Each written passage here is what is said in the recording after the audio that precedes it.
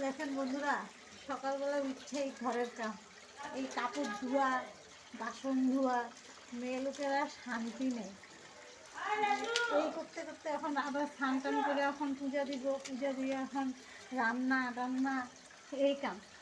আমাদের মেয়ে লোকের জীবনটা এই সকালে উঠলে হয়েছে, সারাদিন কাজ করতে করতে দিন যায়, বুঝছেন।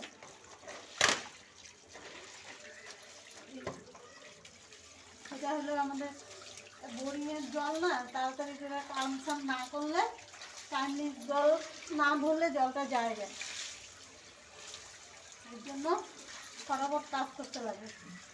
আমাদের রান্না বাড়া সব কিছু করে আগে জলের কাজ।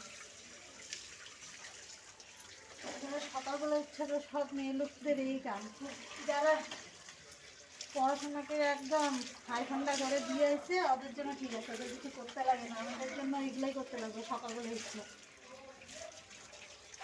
স্বামীর কাপড় ধোয়া, পোলাপানের কাপড় ধোয়া, এই কাম আমাদের।